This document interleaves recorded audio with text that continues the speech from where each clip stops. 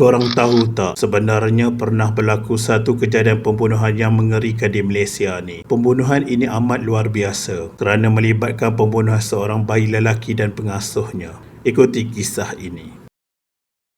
Assalamualaikum, terima kasih dan kami hargai atas komen-komen korang untuk video lepas. Pada pukul 1 tengah hari 30 Disember 2003, satu kejadian berdarah berlaku di nombor 19 tingkat 5 Flat Cempaka, Bandar Baru Kelang, Kelang, Selangor. Di kediaman itu, kanak-kanak lelaki berusia 2 tahun setengah, Muhammad Nur Rosama Sohimi, berada bersama pengasuhnya Siti Rohana Baharum, 34 tahun. Untuk memahami kes ini, kita perlu tahu di mana ianya bermula. Muhammad Nur Rosama ialah anak kepada Suhaimi Syafi'i. Beliau merupakan tokoh politik tempatan dan juga pernah memegang jawatan sebagai Setiausaha UMNO bahagian Kelang. Kejadian tersebut kemudian mencetuskan satu kes pembunuhan yang mengejutkan masyarakat setempat. Apa yang mengerikan ialah dalam insiden ini Muhammad Nur Rosama ditikam sebanyak 2 kali di bahagian belakang badan ketika berada di rumah pengasuhnya. Manakala Siti Rohana pula ditikam sekurang-kurangnya sekali di bahagian dada menggunakan sebilah pisau berukuran kira-kira 23 cm. Laporan kemudian menyatakan kedua-dua mangsa meninggal dunia di tempat kejadian akibat pendarahan serius.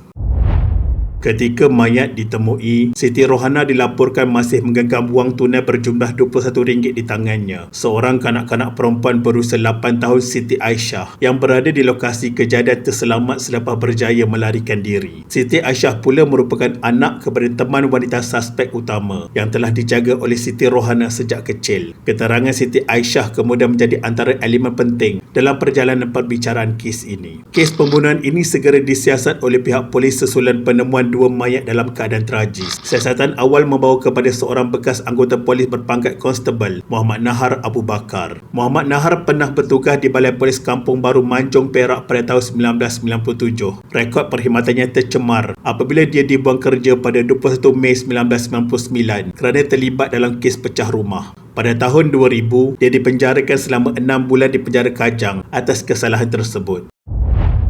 Selepas kejadian pembunuhan 30 Disember 2003, Muhammad Nahar dilaporkan melarikan diri dan gagal dikesan pihak berkuasa. Tempoh pelariannya berlanjutan selama kira-kira 6 tahun, menyebabkan kes pembunuhan ini seolah-olah tergantung tanpa jawapan. Suhaimi Syafi'i buntu bagi mencari pembunuh anaknya ini. Ketika itu hanya mampu menjawab pertanyaan rakan-rakan dengan mengatakan suspek telah mati dalam lokap. Kes tersebut menjadi luka yang tidak pernah dapat dilupakan sepenuhnya buat keluarga mangsa. Namun, sepandai-pandai tupai melompat akhirnya jatuh ke tanah jua. Pada 16 Oktober 2009, Muhammad Nahar akhirnya berjaya diberkas selepas diburu selama 6 tahun. Penahanannya dilaporkan berlaku susulan isu cukai jalan kenderaannya yang tamat tempoh. Penangkapan itu membuka semula fail kes pembunuhan yang berlaku pada tahun 2003.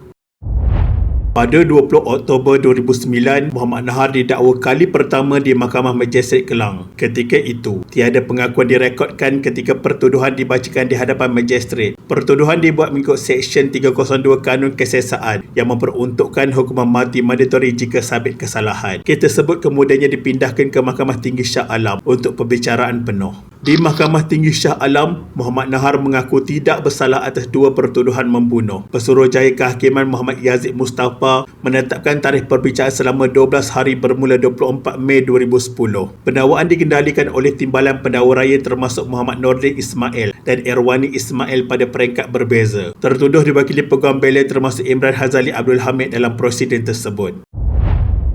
Sepanjang perbicaraan, seramai 17 saksi pendakwa dipanggil memberi keterangan di mahkamah. Muhammad Nahar pula memilih untuk memberi keterangan sebagai saksi tunggal bagi pihak pembelaan. Mahkamah meneliti keterangan saksi, bukti forensik serta kronologi kejadian secara terperinci. Dalam hujahnya, Timbalan Pendakwa Raya Muhammad Nordin Ismail menyifatkan alasan tertuduh sebagai tidak munasabah. Muhammad Nahar mendakwa dia hanya datang ke kawasan flat tersebut untuk menghisap dadah berhampiran tong sampah bersama rakannya dikenali sebagai Wan Gemok. Malah dia turut menyatakan tidak pernah naik ke rumah pengasuh berkenaan. Namun pendakwa berhujah bahawa keterangan itu bercanggah dengan bukti yang dikemukakan. Mahkamah turut mendengar bahawa sebelum naik ke flat, tertuduh mengarahkan teman wanitanya Normah Jantan menghidupkan enjin kereta. Dia didakwa mengambil sebilah pisau Rambo dari tempat letak barang kenderaan sebelum naik semula ke flat. Keterangan saksi kanak-kanak Siti Aisyah menyatakan dia melihat tertuduh mencekik dan menikam Siti Rohana. Keterangan itu diberikan ketika saksi berusia 15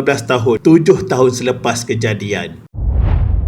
Teman wanita tertuduh turut memberi keterangan bahawa dia sendiri melihat kesan darah pada bahagian kanan baju putih Muhammad Nahar. Tertuduh juga memberitahu tangannya cedera dan berdarah selepas kejadian. Dalam pembelaannya, Muhammad Nahar mendakwa kecederaan itu berlaku ketika meleraikan pergaduhan rakan-rakannya berkaitan hutang. Mahkamah menilai percanggahan antara keterangan saksi dan pembelaan tertuduh secara menyeluruh.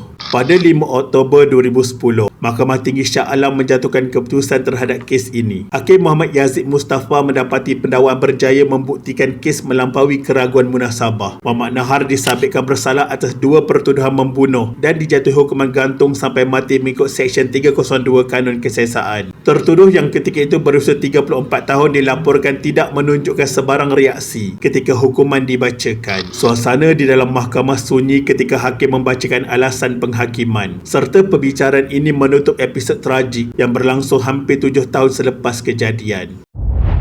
Selepas hukuman dijatuhkan, tiba-tiba satu insiden berlaku di luar mahkamah. Suhaimi Safi'i yang ditemu buah media secara tiba-tiba menumbuk dada Muhammad Nahar ketika tertuduh dibawa keluar dalam keadaan bergari. Suhaimi menjerit, "Kurang hajar," ke arah tertuduh yang dikawal anggota polis mahkamah. Tertuduh hanya menundukkan kepala tanpa memberi reaksi balas. Muhammad Nahar kemudian memfailkan rayuan terhadap sabitan dan hukuman mati tersebut. Pada 3 Januari 2013, Mahkamah Raya menolak rayuannya dan mengekalkan keputusan Mahkamah Tinggi. Tidak berputus asa, tertuduh seterusnya membawa kes ini ke peringkat tertinggi kehakiman negara. Rayuan terakhir difailkan di Mahkamah Persekutuan Malang buat Nahar pada 2 November 2015. Mahkamah Persekutuan Malaysia mengekalkan sabitan dan hukuman mati terhadapnya. Panel 5 hakim diketuai oleh Ahmad Maarof membuat keputusan sebulat suara. Mahkamah memutuskan bahawa sabitan adalah selamat berdasarkan keterangan dan bukti yang dikemukakan. Mahkamah Persekutuan menyatakan bahawa Mahkamah Tinggi telah membuat keputusan yang tepat. Keterangan saksi termasuk kanak-kanak yang menyaksikan kejadian diterima sebagai boleh dipercayai.